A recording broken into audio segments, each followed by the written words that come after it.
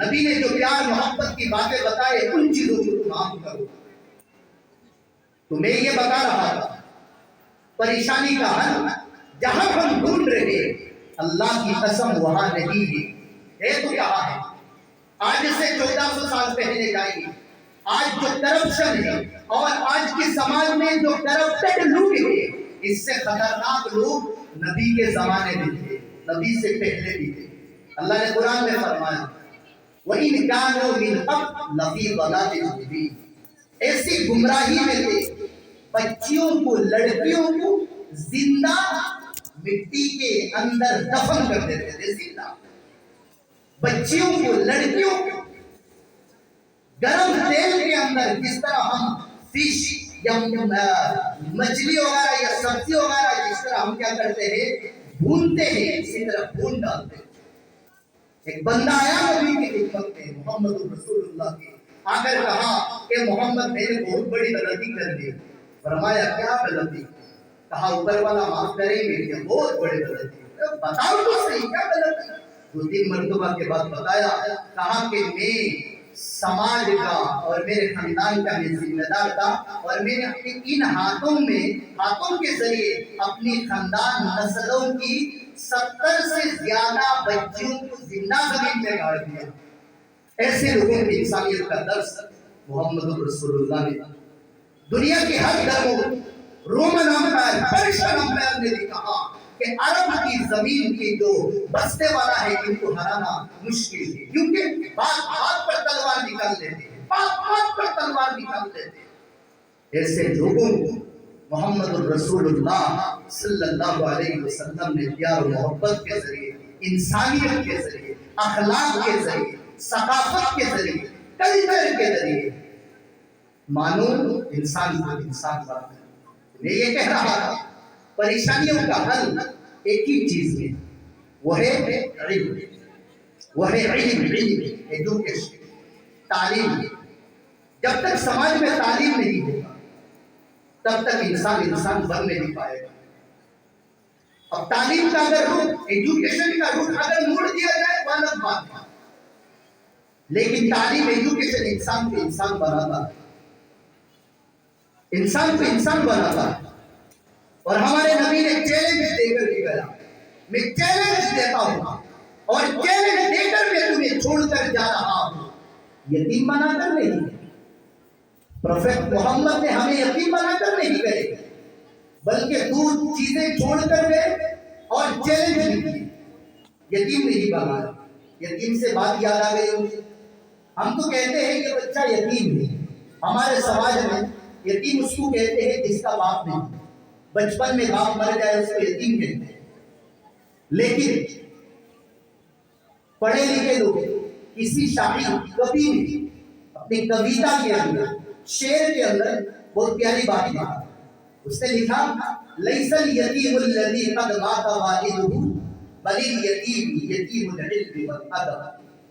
یتیم وہ نہیں جس کا باپ مر جائے. یتیم کون ہے؟ وہ شاعر کہتا ہے میرے نزدیک یتیم وہ ہے جس کے پاس علم نہ ہو, جس کے پاس اخلاق نہ ہو, جس کے پاس ایجوکیشن نہ ہو, جس کے پاس کلچر نہ ہو. یہی اصل یتیم ہے. یہی چیزیں اگر سامنے رکھو تو ہمارے سماج یتیم ہے, ہمارے آج کے نوجوان یتیم ہیں, ہمارے بچے یتیم ہیں, ہمارے مستقبل یتیم ہیں. ہم بچوں کو یتیم بنا رہے ہیں, ہندوستان کو یتیمی کی دہانے پر ہم لوگ لے کے جا رہے ہیں. آخر کیا وجہ؟ آج سے 50-60 سال پہلے 50-60 سال پہلے ہندوستان کی زمین میں, آسام کی زمین میں اتنی اسکول, کالج, یونیورسٹیز نہیں تھی جو آج گھر گھر میں, ہر محلے میں, ہر علاقے میں, ہر جگہ ہے. یا تو سرکاری یا تو پرائیویٹ اسکولوں کی بازار ہے, تاتار لگا ہوا ہے اسکولوں کی شکشا اور انسان بنانے کے لیے. لیکن ابھی تک آج جتنے کرپٹڈ لوگ ہیں, آج جتنے چور ہیں, آج جتنے بگڑے ہوئے لوگ ہیں, اس زمانے میں آج سے 50 سال پہلے نہیں. یہ حقیقت ہے، ماننا پڑے گا اسے۔ جن جن راہوں میں آج ہم گناہ کر رہے ہیں، جن جن چیزوں سے لوگوں کے خون ہم چوس رہے ہیں، آج سے 50 سال پہلے لوگوں نے سوچا تک بھی نہیں۔ آج ہمارا شکشا، ہمارا تعلیم ہمیں کہاں لے کے جا رہا ہے؟ اسی لیے تو کہا کچھ تو ہے جس کی پردہ نہ۔ اچھے اچھے لوگ، بڑے بڑے لوگ جن کو دیکھ کر دنیا والے سلوک کرتے ہیں، لیکن ایسے ایسے غلطی میں اور ایسے ایسے کرپشن میں پھنسے ہوئے ہیں لوگ، سن کر شرم آتی ہے، انسانیت شرم آ جاتی ہے۔ یہ کون لوگ ہیں؟ سماج کے چور لوگ نہیں ہے، سماج کے بگڑے ہوئے اور گنڈے اور خراب لوگ نہیں۔ یہی کالجوں میں، یہی اسکولوں میں، یہی یونیورسٹیز میں، معاف کیجیے گا پڑھنے والے لوگ، معاف کیجیے گا، میں معافی کے ساتھ کہتا ہوں۔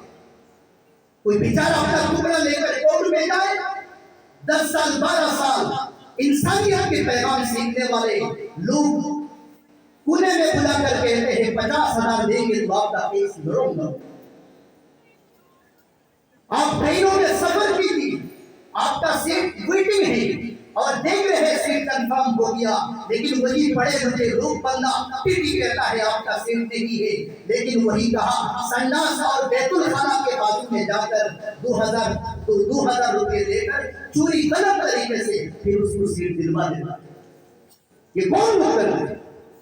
پتا چلا اسکولوں میں، کالجوں میں، یونیورسٹیز میں جن چیزوں کی ضرورت ہے وہ چیزیں نہیں ہیں۔ اسی لیے میں ڈنڈے کے چوٹ پر کہتا ہوں 20 سال 25 سال کے اندر ہندوستان ایجوکیشن کے لائن میں تو بہت آگے بڑھ گیا۔ میں یہاں تک بھی کہہ سکتا ہوں کہاں 7 سمندر بھی پار کر چکے، لیکن انہی 25 سال کے اندر ان بچوں کے اور ان کالجوں اور اسکولوں میں اخلاقیات اور چریتر اور کلچر جو چیز ہے وہ بالکل نہ اور بالکل ختم ہو گئی۔ وہ چیزیں نہیں، بچوں میں ٹیچرز اور اپنے استادوں کے تعلق سے جو پریم، جو ممتا، جو صدقہ اور جو انسانیت ہونا چاہیے وہ نہیں کرتے۔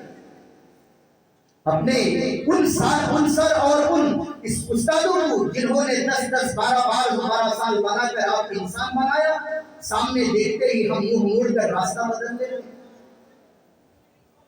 اگر کامن روم یا دوسری جگہ اپنے استاد ایک دوسرے سے بات کرتے ہیں، یار بچوں کو پڑھا کے کیا فائدہ؟ آج تو ہر ہاتھ میں زہر آ گیا اور اس زہر کا نام ہے موبائل۔ کہاں سے کہاں چلے گئے، کہاں سے کہاں ہم پہنچ گئے۔ بندہ 12-14 سال پڑھنے کے بعد صحیح معنی میں انگلش بول نہیں پاتا، کوئی حساب لکھتے تو حساب لکھ بھی نہیں پاتا، اگر آسام کے باہر جائے تو وہ بول نہیں پاتا، بات نہیں کر پاتا۔ بھائی تو 12 سال کیا کیا اسکولوں میں، کالجوں میں کیا کیا؟ تو ڈگری کا غلام بنا، تو سماج کے کام کرنے کے لیے تو نے محنت نہیں کیا۔ بس میری پرسنٹیج زیادہ ہونا چاہیے، سرکار مجھے کوئی نوکری دے دے، غلامی دے دے، بس میرا ہو جائے گا۔ انسان بھاڑ میں جائے، انسان کہیں مر جائے، سجد جائے، اس سے میرے کوئی لینا دینا نہیں، میرا دینا دینا یہ نہیں۔ یہ سیرت النبی کا پیغام ہے، انسانیت، یہ سیرت النبی کا پیغام ہے۔ تو دنیا تمہیں سلوک کرے گی، دنیا تمہاری قدم بوسی کرے گی۔ 3 کام کرو۔ ایک ہے وحدت۔ وحدت یہ عربی شبد ہے، مانے جڑ کر رہو۔ کالج والے اگر اچھے کام کریں، اسکول والے اگر اچھے کام کریں، اسی طرح ہماری مسلمانوں میں مدرسے والے اگر اچھے کام کریں، مکتب والے اگر اچھے کام کریں، کوئی سیاسی پارٹی اگر اچھے کام کرے، کوئی نیتا اگر بہتر کام کرے، سب کو معلوم، سب کی قدر۔ یہ مت دیکھو یہ مسلمان ہے، یہ ہندو ہے، یہ جین ہے، یہ عیسائی ہے، یہ دلت ہے، یہ مت دیکھو۔ جڑ کر رہو، نبی نے جڑ کر رہا۔ جب نبی آئے ایک بھی نبی کے دین ماننے والے نہیں تھے، سب نبی کے دشمن تھے۔ نبی نے اپنے وحدت کے ذریعے، اپنے پیار کے ذریعے، محبت کے ذریعے زمین کا رشتہ بنانے والے اللہ سے جوڑ دیا تھا۔ وحدت کا کام کرنا چاہیے، دور سے مت کہیے کہ یہ مسلم نہیں ہے، یہ ہندو ہے، بھائی ان کے پاس مت جاؤ۔ اور ہندو کا یہ مت کہیے کہ مسلمانوں کے پاس مت جاؤ، لیکن یہی معامل ہو گیا عید کے موسم میں مسلمانوں کا بھیڑ مسلمانوں کی دکان میں، اور ہندو بھائیوں کے تہواروں میں ان کا بھیڑ کہاں ہے؟ ان کی دکانوں میں۔ الگ کر دیا۔ سنیے، کان کھول کر سنیے آپ لوگ، میرے بھائی حقیقت بتا رہا ہوں، یہ مسجد، مندر، گرجا، گرودوارا، اس کا جو جھگڑا ہے اللہ کی قسم یہ کوئی جھگڑا ہی نہیں، یہ سیاسی کھیل ہے، سیاسی کام ہے۔ اس کی قدر کرو، اس کو سلوٹ دو، سلوٹ کرو، اس کو اپنے سینے سے ملائیے اس کو۔ دوسری نمبر خدمت کرو، خدمت کرو مخلوق کی۔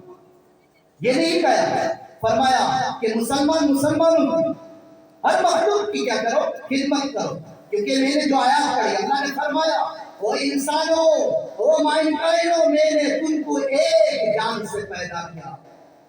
یہ وہ ہندوستان کی زمین ہے جس زمین میں سب سے پہلے حضرت آدم آئے۔ آدم، یہ فخر، یہ نعمت اس سرزمین کو ملی۔ اوپر سے جو اوتار، اوپر سے جو فرشتے ہم کہتے ہیں جو آئے، سب سے پہلے عرب کی سرزمین میں نہیں، سنیے ہندوستان کی سرزمین میں آئے۔ جبرائیل آدم کے پاس آئے، یہی وہ ہندوستان کی سرزمین جہاں سے سب سے پہلے حج کرنے کے لیے حضرت آدم گئے۔ یہ ایسے ویسے سرزمین نہیں ہے، اس سرزمین کی قدر کرنا چاہیے، اس سرزمین کی بھاگ دوڑ، اس سرزمین کی فیوچر، مستقبل میرے عزیزوں آپ لوگوں کے ہاتھ میں۔ آپ لوگ جتنے ان پڑھ گوار قسم کے اور کرپٹڈ جتنے لوگ ہیں وہ لوگ سیاست میں آ گئے، انسانیت کی زمین بازاروں میں نیلام کر رہے وہ لوگ۔ آپ ہی لوگوں میں، پڑھے لکھے لوگوں میں سے اگر کوئی راجنیتی میں، سیاست میں آئے تو ہندوستان آسام کا شبی بدل جائے گا، شبی بدل جائے گا۔ خدمت کرنا چاہیے۔ اور میں آپ کو ایک درد بھرا قصہ سنا تھا۔ ایک مرتبہ ایک مولانا اسلامک پنڈت ایک ٹرین کے ذریعے سفر کر رہے تھے۔ بہار میں جانے کے بعد ایک اسٹیشن برنی کا نام، برنی اسے کچھ نام ہے، شبد کا الٹ پھیر تھوڑا ہو جائے تو برنی یا کچھ نام ہے۔ اسی اسٹیشن پہ گاڑی جب رکی ٹرین تو بہت سارے سادھو سنت، ہندو دھرم کے پنڈت اسی ڈبے میں سوار ہوئے۔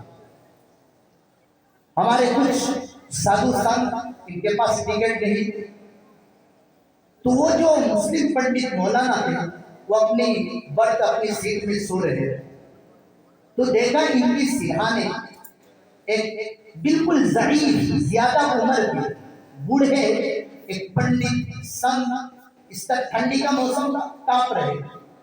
میں کانپ رہا تھا نہیں کہہ رہا، میں کانپ رہے دیکھا ہے۔ الفاظوں کی عزت بھی کرنا چاہیے، یہ بڑے ہیں، کانپ رہا ہے غلط، کانپ رہے تھے ان کا بدن۔ تو وہی مسلم پنڈت نے بیٹھ کر مولانا نے کہا جی سادھو جی آپ میرے سیٹ پہ سو جائیں۔ انہوں نے منع کر دیا، وہ اپنا انسانیت دکھایا، منع کر دیا، نہیں ملی۔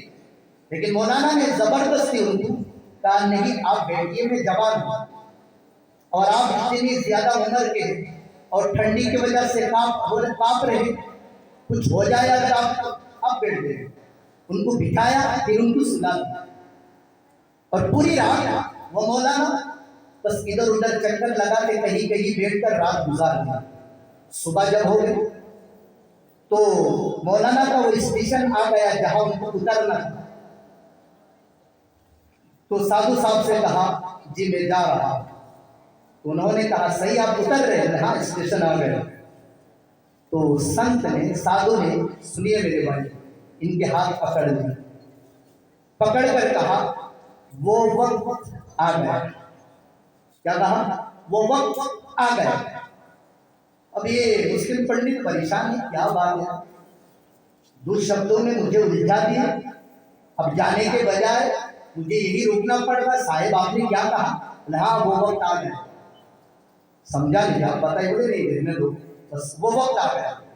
कल मैं उतरूंगा नहीं जब तक आप बताएंगे। बहुत मजबूर।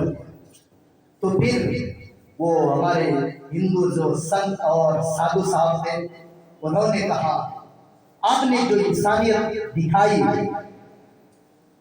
अगर इस तरह की इंसानियत मुसलमानों के अंदर, इस तरह की कल्चर मुसलमानों के अंदर अगर हिंदुस्तान के आ जाए तो वो वक्त आ गया कि हिंदुस्तान के मुसलमान इस हिंदुस्तान की अमन और प्यार और मोहब्बत के जरिए राज करने लगेंगे। वो वक्त आ गया। ये कौन कह रहा है?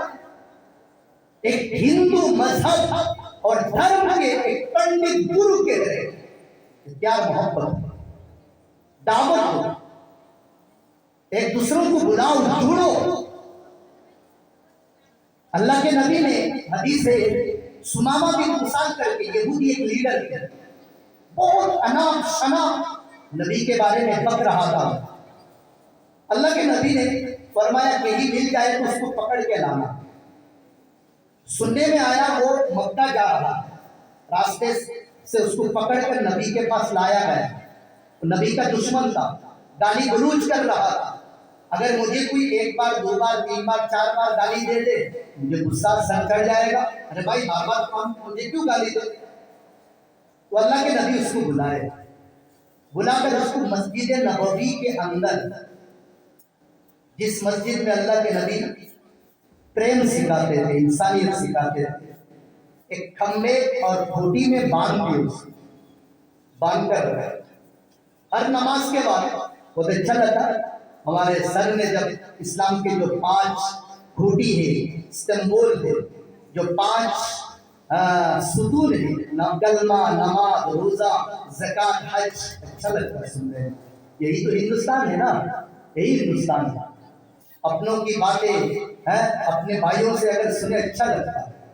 कहाँ चला गया चिड़िया का है, सोने की चिड़िया हिंदुस्तान। फिर वही कह रहा हूँ, इसी हिंदुस्तान को आप ही लोग जिंदा कर सकते। तो मैं ये कह रहा हूँ, अल्लाह के नबी हर नमाज के बाद, फजर के बाद, जुहर के बाद, असर के बाद, मगरिब के बाद, ईशा के बाद 5 गाना नमाज पढ़कर, यही लीडर जो बांधा हुआ है जेल में था, मस्जिद नबवी है जेल में, हमने तो कह दिया बस नमाज पढ़ो बस हो गया। नहीं, मस्जिद पे सब कुछ काम था। ये हॉस्पिटल भी, ये नर्सिंग रूम भी, वक्त नहीं है वरना मैं दलील के साथ बताता। सब काम के अंदर मोहल्ला के, इलाकों की, समाज के, देश की समस्याओं का हल मस्जिद नबवी में करते थे अल्लाह के रसूल। ये लीडर क्या करते थे? इससे बड़ा लीडर आसमान के नीचे और जमीन के ऊपर पैदा हुआ, ये वो लीडर। लेकिन इस हैसियत से हमने नबी की जिंदगी स्टडी नहीं पढ़े। हम तो जानते थे नबी थे, वो गारे हिरा में जाते थे, रात भर अल्लाह अल्लाह अल्लाह अल्लाह अल्लाह वही नहीं। अब जिस लाइन में जाकर देखे, अल्लाह की जिंदगी नमूना आपके लिए होगा, जिस लाइन पे होता है।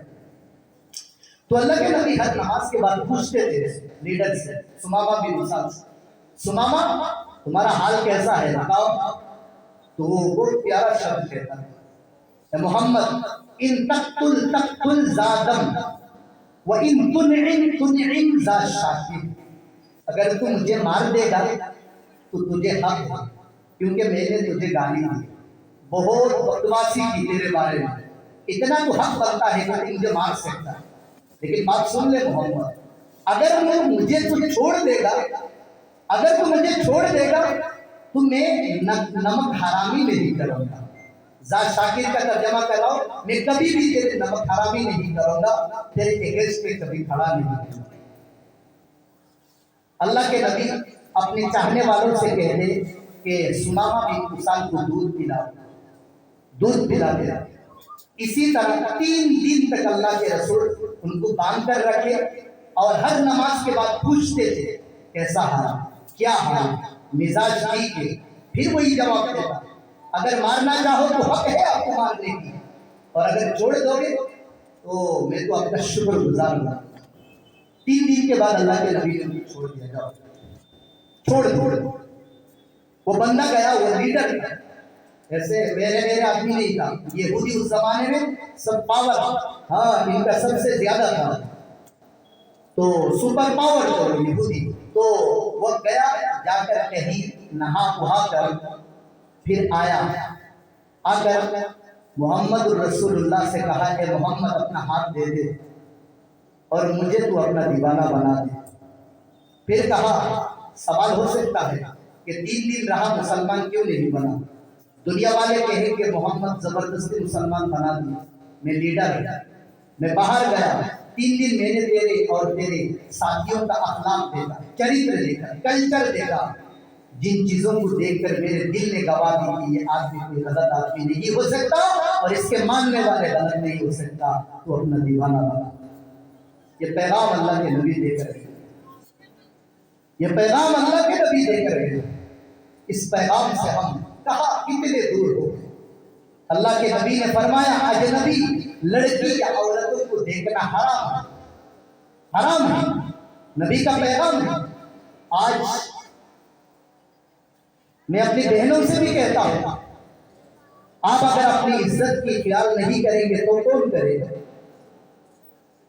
آپ اگر اپنی مستقبل کی فکر نہیں کریں گے تو کون کریں گے؟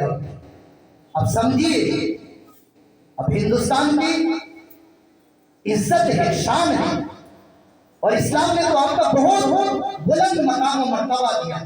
آپ کی پیروں کے نیچے جنت دی، ماں بنا کر، آپ کو بہن بنا کر، نبی نے فرما دیا یہاں تک بیٹی بنا کر کہ اگر 2 بیٹی یا 3 بیٹی یا 1 بیٹی، اچھی تربیت دو، نام اچھے رکھو، اچھا شکشا دو، پھر اچھی جگہ شادی کروا دو.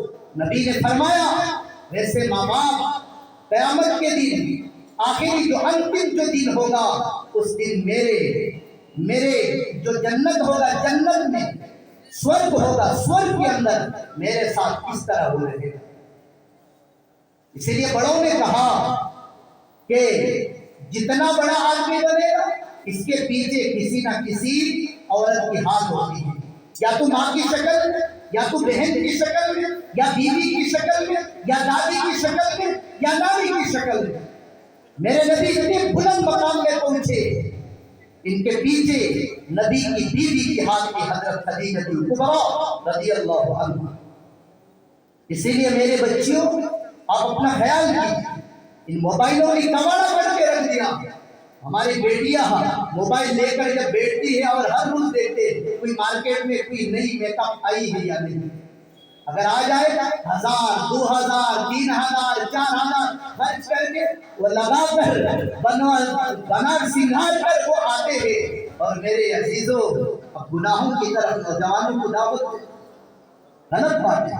اور نوجوان اپنے عقلوں کو بالکل مایوس کر چکے ہیں، مجنون بن گئے، پڑھنے میں جی نہیں لگتا. رات 10 بجے 8 بجے پڑھائی بند، پھر دیکھو جہنم کو لے کر بیٹھے ہوئے موبائل پر. یہ جہاں کا پہلے زمانے میں ٹی وی تھا، یہ بیماری بھی ہے ٹی وی.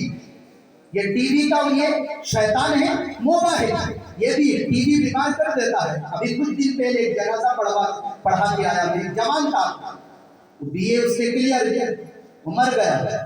بالکل چنئی، بنگلور، حیدرآباد اور کہاں نہ جانے کہاں لے کر اس جوان کو گئے. کوئی ڈاکٹر بھی بیماری پکڑ نہیں پاتا. کیا بیماری؟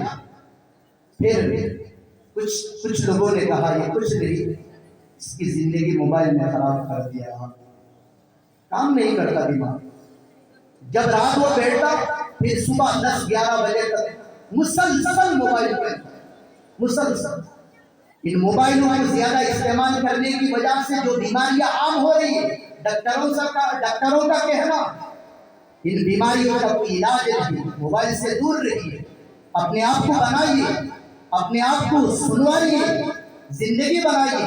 پوری ہندوستان آپ کو دیکھ رہی ہے کہ کب وہ بن کر فیلڈ میں اور میدان میں آئے اور ہندوستان کی ڈوبتی نئیے کو پار لگائے. ابھی ہندوستان کے فیوچر ہو، ابھی سے امید ہے. پھر زمانہ آپ کو سلوٹ کرے، زمانہ آپ کی پیچھے گھومے گی. پھر آپ کہیں سے جاؤ گے، ہزاروں انگلیاں اوپر اٹھے گی، دیکھو خدا جا رہے ہیں. ہزاروں آنکھیں آپ کو دیکھنے کے لیے ترس جائے گی، صرف انسان بن کے دیکھے۔ انسان کے اندر اللہ نے جو گن دی، جو صلاحیتیں دی، اللہ تعالیٰ نے اور کسی مخلوقات میں دی۔ اللہ تعالیٰ اس محفل کو قبول فرمائے اور اللہ کے نبی کی سیرت ہماری زندگی میں مکمل طور پر لانے کی توفیق عطا فرمائی۔ سب کے اللہم آمین۔ اور آنے والے، بیٹھنے والے، سننے والے، بولنے والے سب کو اللہ قبول فرمائے۔ اور اس کالج کے تمام ذمہ داروں کا میں پھر شکر ادا کرتا ہوں۔ اللہ تبارک و تعالیٰ ان ذمہ داروں کی کوششوں کو اللہ قبول فرمائے۔ وآخر دعوانا الحمدللہ رب العالمین۔ السلام علیکم ورحمۃ اللہ۔